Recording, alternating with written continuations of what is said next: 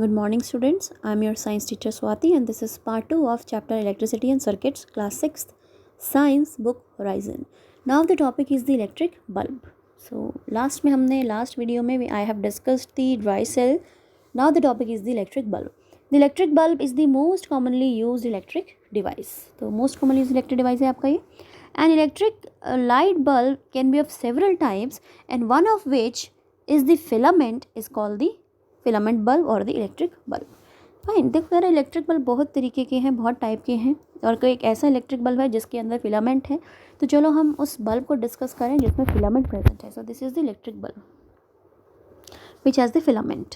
सो filament क्या है कि जो भी आप देखेंगे अंदर वायर है जिसकी वजह से बल्ब ग्लो कर रहा है, वो वायर आपको कॉइल्ड फॉर्म में नज़र आएगी. इस तरीके से स्पाइरली कॉइल्ड नज़र आएगी. इसी स्पाइरली कॉइल्ड वायर को हम क्या बोलते हैं? फिलामेंट. फाइन. और इसी फिलामेंट के हीटअप होने से ही आपको रोशनी मिलती है. So it is like, did you know an electric bulb is filled with an inert gas. Inert means something that doesn't react to prevent the filament from burning up when it gets hot. तो electric bulb में हमेशा जो है inert gas भरी हुई रहती है. Inert gas मतलब वो गैस जो रिएक्ट नहीं करती. वो इसीलिए ताकि अगर फिलामेंट अगर हॉट बहुत ज़्यादा हो भी जाए तो वो बर्न ना करे. फाइन. बर्निंग आपसे बचाती है ये फिलामेंट को. Now it is like, again it is saying, did you no CFL and LED bulbs are far less electric power. The CFL and LED bulbs use far less electric power than filament electric bulb. तो आज के time पे हम CFLs और LEDs use करते हैं. ये वो बल्ब्स हैं वो ऐसे बल्ब्स हैं जो इलेक्ट्रिक पावर कम यूज़ करते हैं as compare to the filament electric bulb. Now it is see, let us see how it works. Observe a filament bulb that has a clear glass casing. अब कह रहे हैं filament bulb को देखो जिसको बाहर से बिल्कुल क्लियर ग्लास हो. You will find that it contains a filament. आप देखेंगे उसमें फिलामेंट है, मीन्स इस तरीके से कॉइल्ड वायर है मुड़ी हुई, विच इज़ वेरी थिन, जो बहुत ही पतली है. ऑफन कॉइल्ड, जो मोस्टली कॉइल्ड ही रहती है. कॉइल्ड मतलब इस तरीके से स्पायरली मुड़ी हुई. And metal wire held in place with the two thicker vertical wires. अब कह रहे हैं कि जो मेटल वायर है ये दो वर्टिकल मोटी वायर से जुड़ी हुई है. ठीक है, हेल्ड है. When electric current passes through the filament, जैसे फिलामेंट में करंट पास होता है आपका जो filament it becomes very hot and begins to glow, giving out light. So filament is usually made up of tungsten, which is a metal, and which can withstand with very high temperature without melting.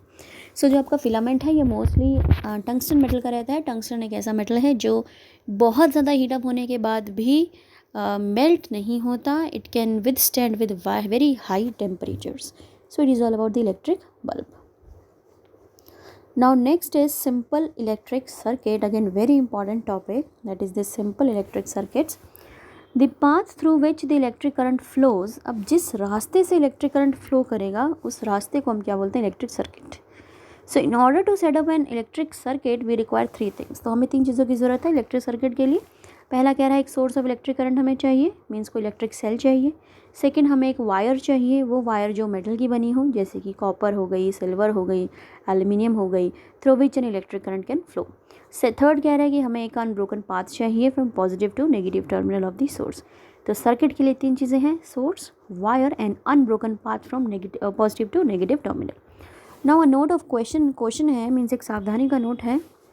Note of question: if we take an electric wire and connect it to the positive and the negative terminal of an electric cell, an electric current will flow through it. However, it is not advisable to directly connect the two terminals of an electric cell without first connecting to an electric gadget or appliance, since the wire will get overheated and may even destroy the electric cell. It is like कि कभी भी electric wire को cell के positive और negative terminal से एक साथ connect ना करें. अगर आप कर देंगे एक ही वायर को पॉजिटिव से भी नेगेटिव से भी, तो उस वायर में करंट फ्लो करने लग जाएगा. सो ऐसा करने के लिए आपको एडवाइजेबल नहीं है, क्योंकि अगर ऐसा करेंगे तो वायर में करंट फ्लो करेगा जिसकी वजह से वायर ओवरहीट हो सकती है और आपका सेल डिस्ट्रॉय हो सकता है. तो मेक श्योर कि आप जब भी वायर कनेक्ट करें पॉजिटिव नेगेटिव टर्मिनल से, तो बीच में कोई ना कोई गैजेट या अप्लाइंस ज़रूर हो. नहीं है तो इस तरीके से कनेक्शन ना बनाएं जिसमें कोई भी गैजेट या अप्लाइंस नहीं है. Now next is the activity. It is to make a simple electric circuit. चलो इस एक्टिविटी में हम सिंपल इलेक्ट्रिक सर्किट बनाएंगे. कैसे हमें बनाना है? सोर्सेज क्या रिक्वायर्ड है? You required electrical wire. आपको एक वायर चाहिए 1/2 मीटर की, एक पेंसिल सेल चाहिए, एक छोटा टॉर्च बल्ब चाहिए या LED बोल लो, ब्लेड चाहिए, पेयर ऑफ सिजर्स और insulation tape. Now it is like cut 2 pieces A and B of wire 8 to 10 centimetre.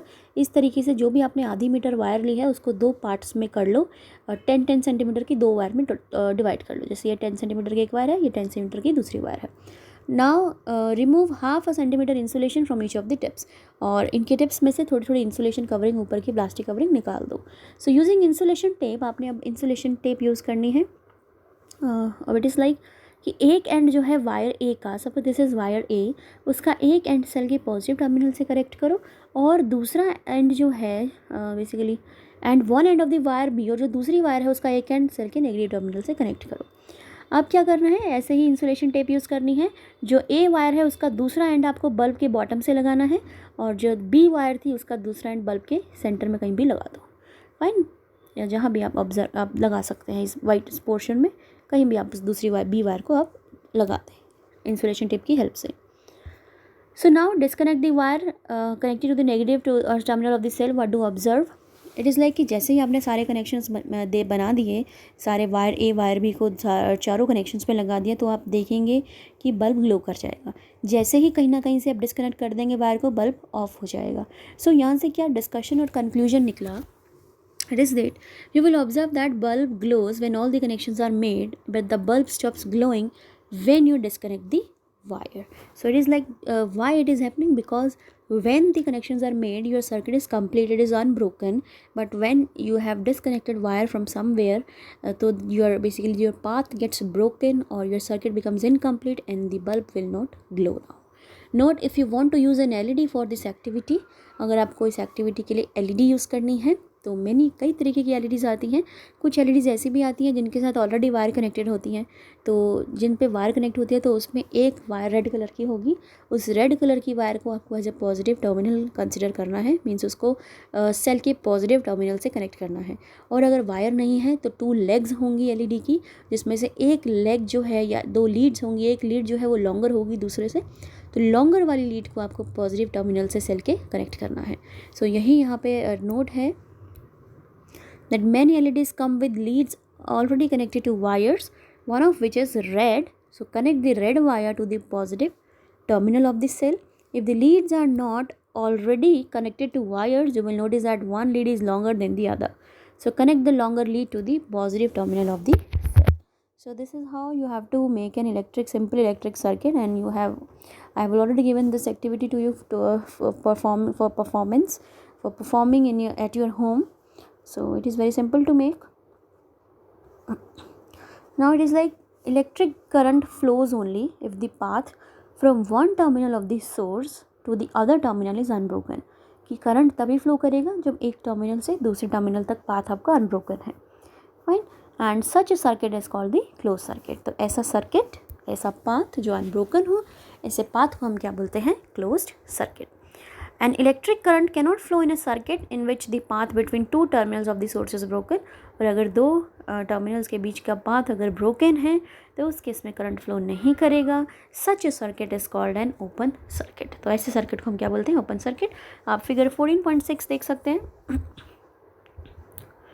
And 14.5 भी देख सकते हैं। दिस इज़ द 14.5 फिगर जिसमें सारी कनेक्शंस बने हुए हैं, कहीं से भी ब्रेकेज नहीं है।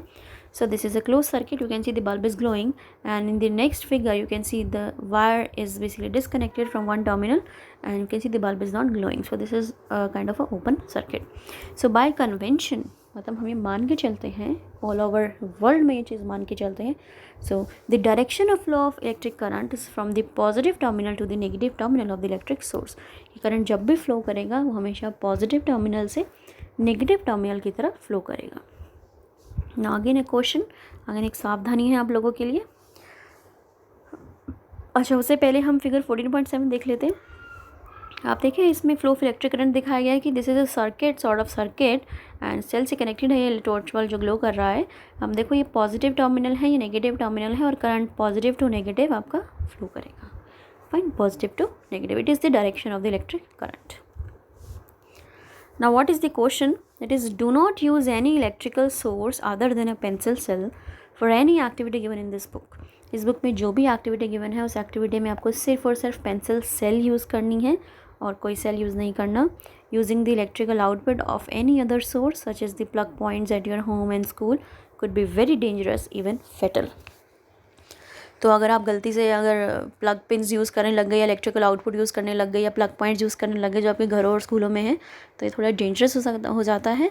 तो उस केस में you will only use the pencil cell.